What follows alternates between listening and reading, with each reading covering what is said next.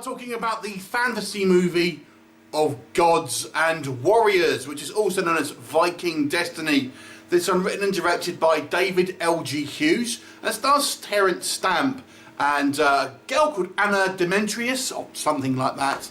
And it's a kind of fantasy mix of Vikings and Game of Thrones. The story here focuses on this kind of like these Nordic tribes, and we have this king who essentially is afraid of this particular curse, where he's going to get cursed or something, because he was not there for the birth of his child, and he makes a deal with his kind of like his brother, where they kind of swap newborn children. So he actually has his daughter, but he takes his nephew to pretend it's his son because he wants a male heir, and the uncle basically takes the daughter.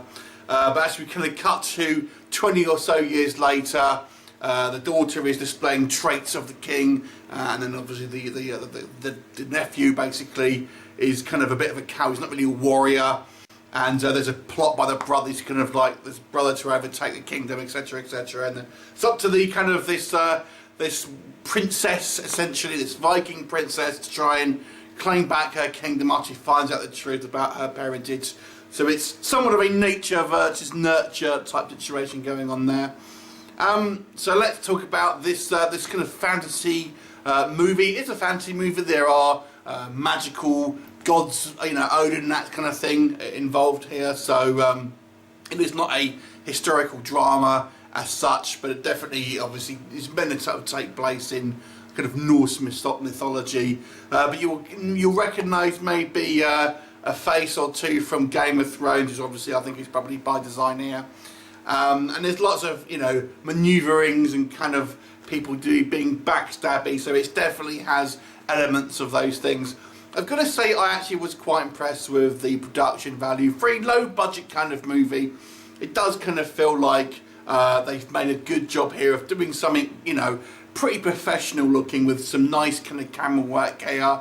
I feel like all the kind of the sound editing, everything kind of behind the scenes is all done to a kind of a pretty good standard.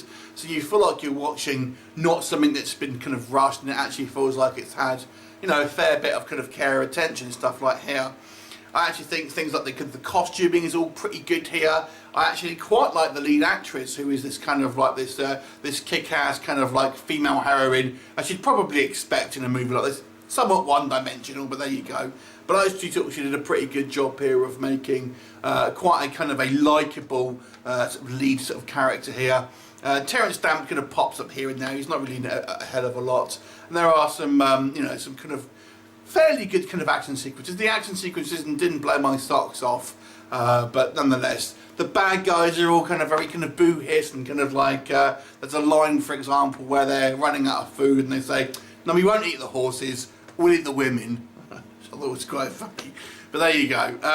It didn't work for me. There's a very misjudged love story in here. There's going to be a little bit of a stinger at the end that kind of involves that, but I just thought it was very misjudged. They meet this kind of like this band of druid types. I don't know, that whole scene to me, that whole part of the movie didn't seem necessary, if you asked me. They seem very superfluous. As I've mentioned, the fight scenes are okay. There's a couple of good ones, but generally speaking, because this is a kind of a lower budget kind of movie, you don't get a huge sort of sense of scale. Rather than a war, it's more of a skirmish, if that makes sense. But it's not badly shot. It's just that there's just simply not enough people to kind of really make it any type of kind of epic feel to it. And the story is somewhat predictable, and the characters somewhat kind of one-dimensional. So don't be expecting the kind of the depth of anything like kind of Game of Thrones or even Vikings for that matter.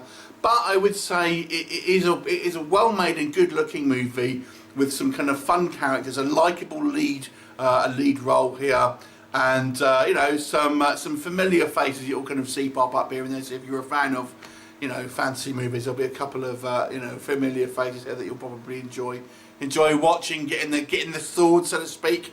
So overall, I've got to say, I actually thought it was an okay fantasy. It's a pretty good fantasy movie. It's not going to blow your socks off. It probably won't be in your top 10 fantasy movies of all time, but I think you'll have a good time when you're watching it. So I'll give this movie a 6 out of 10. I actually think it's probably worth a watch if you are a fantasy fan. And if you can't wait for Game of Thrones, then you might want to check this one out instead. Have you seen it? What did you think of it? Leave me a comment and I'll look forward to seeing you next time. Bye for now.